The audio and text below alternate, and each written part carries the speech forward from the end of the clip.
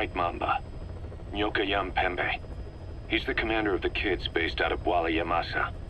As you know, contract forces of Africa were stationed at that village. Anti-government forces hired ZRS to bring kids there from around Africa for training. But at some point, the adults with the PF started dropping like flies. This was right after we arrived in Africa. We don't know the cause. The kids ended up on their own. Must have been like fish out of water. Nothing to eat, no way to get back home.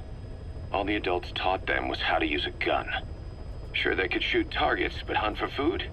Not likely. They wouldn't have lasted long. Then the White Mamba showed up. He was faster and stronger than them, a better soldier, and he knew how to lead. I guess somebody wished upon a star, because their savior turned up like stardust straight out of the blue. The moment he arrived, the kids had their new commander.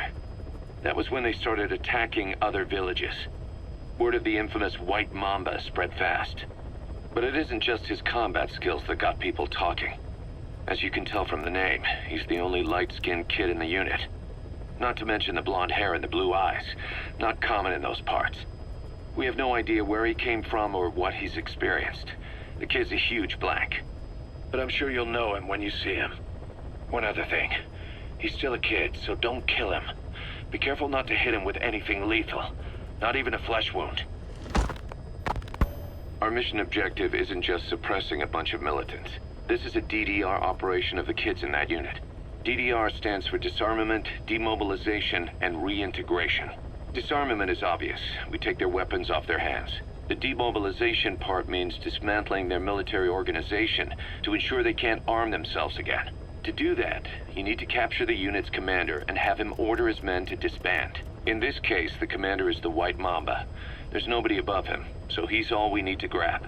Finally, reintegration. Through education and occupational training, we give them a means to live besides war. A lot of kids born in a war zone don't know any other way to live. So before they find themselves back there, we teach them another skill. I'd like to establish this rehabilitation process at Mother Base. That's why we're bringing those kids back here. It's not so much for their sake.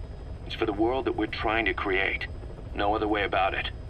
Those kids are amateurs. Bad for business to have them running around where we're trying to work. Bring them all back if possible. Or as many as you can.